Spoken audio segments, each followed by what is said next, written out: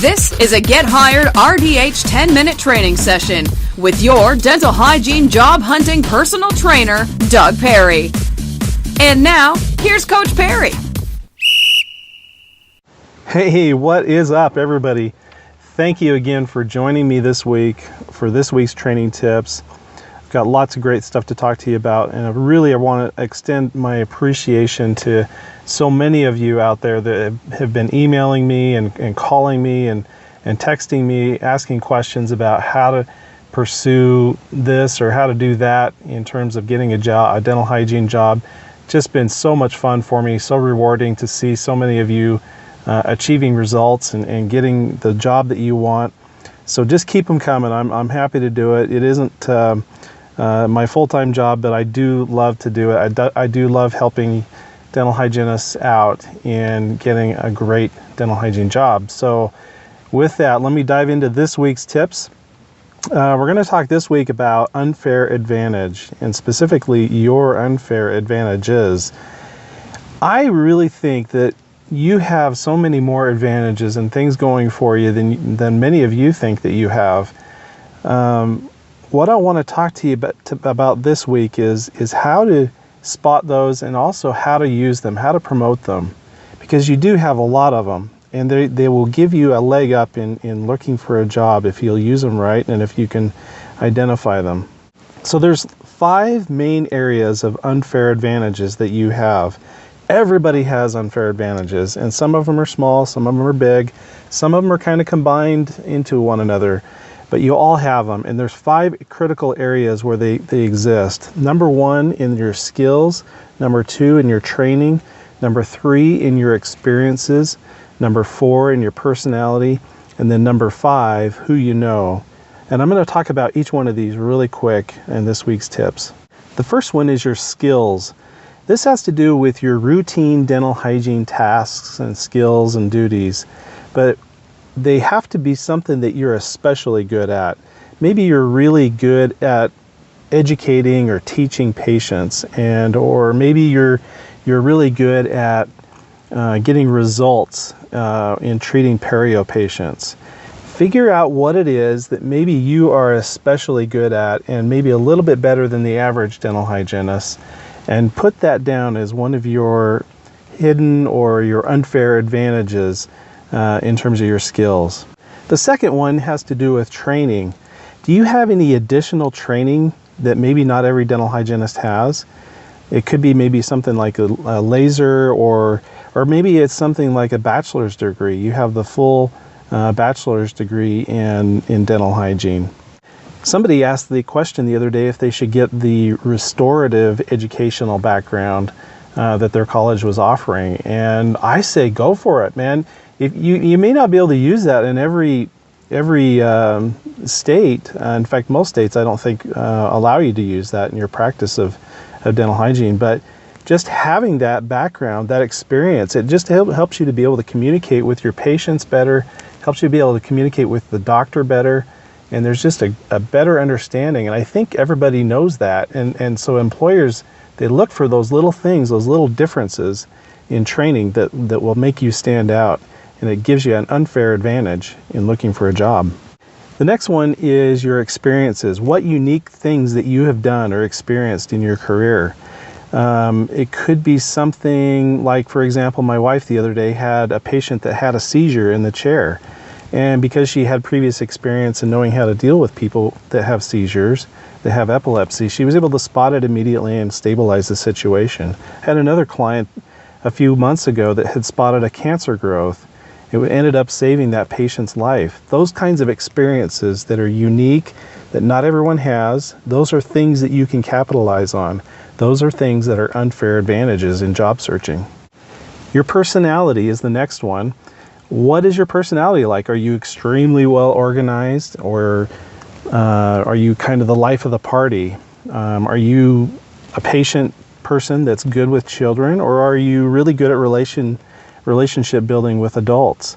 There's really no right or wrong answer to this. It's just who you are, basically. But you have to know who you are, and you have to know how to promote that and to utilize that as one of your advantages. One office may want somebody that is the life of the party, and another one maybe not. But either way, it's really helpful if you know what those things are, and you can promote those in your materials. The last one is who you know.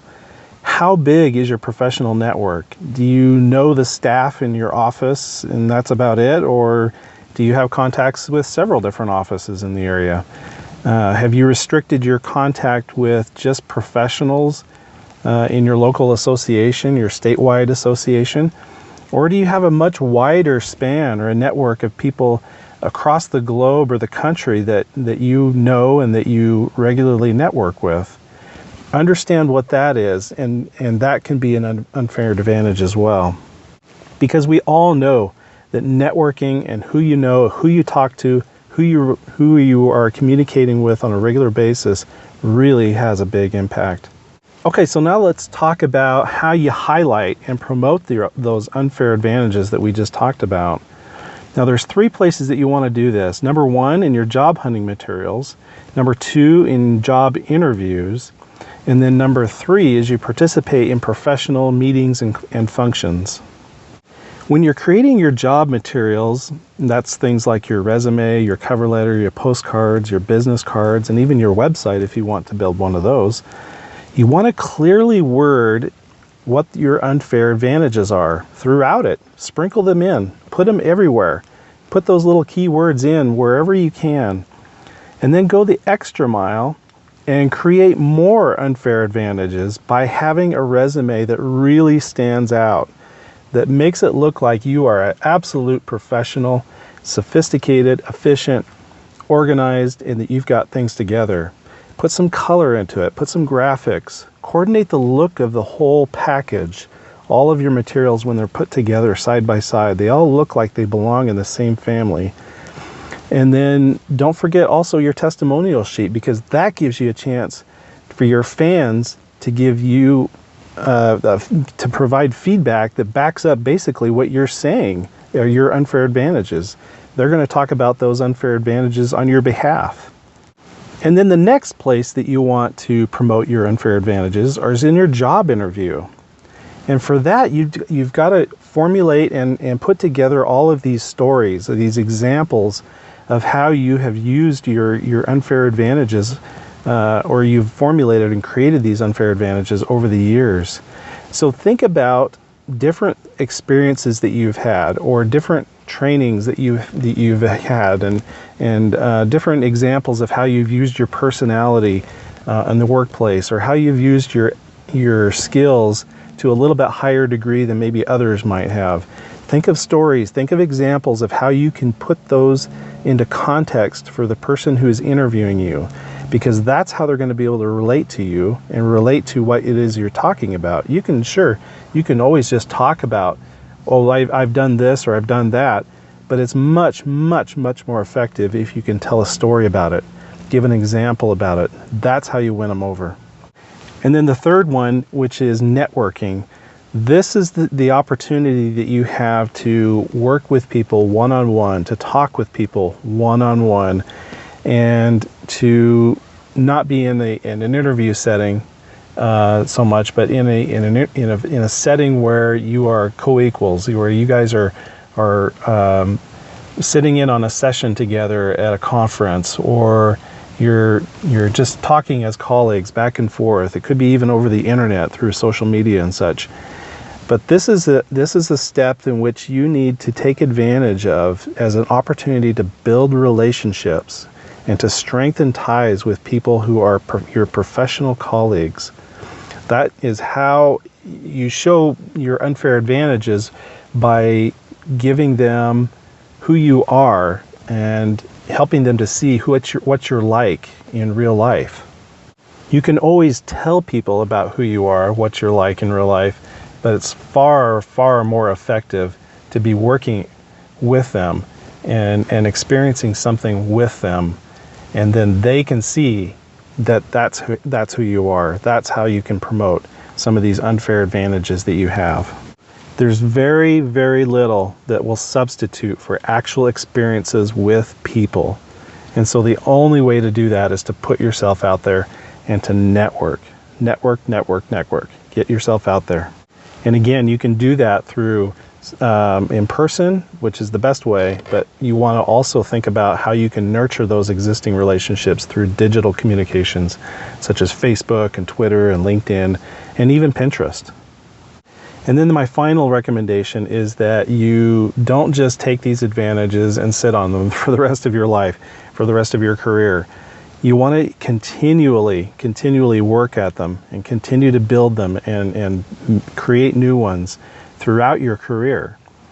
You always want to be looking for opportunities to improve the core skills that you have and get trained on new skills, and to learn from new experiences, and to develop your interpersonal relations and your connections with outside people.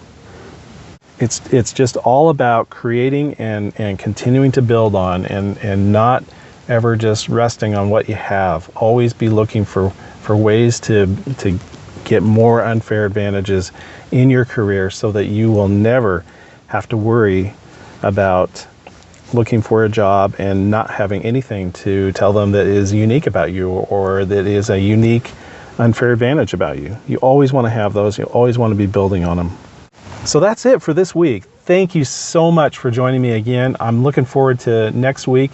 And if in the meantime you have questions, again, I so much appreciate those who are reaching out to me. I'm getting really busy with it, and I'm excited though that I'm able to help so many people. It's been so rewarding to get the phone calls, to get the emails, and to get the support from so many of you out there. It has just been a blast to do this. And so anyway, if you have any questions at all or any feedback, please don't feel intimidated to contact me. If you want to give me a shout through my phone, I'd love to hear from you. Or if you want to just simply email me a question, happy to take those as well. Have a great week. Everybody have a safe week, and get out there and promote your unfair advantages. Talk to you later. Thanks for listening to the Get Hired RDH 10-minute training session. For more information, visit gethiredrdh.com, or you can reach Coach Perry at 801-683-9664 or Doug at gethiredrdh.com.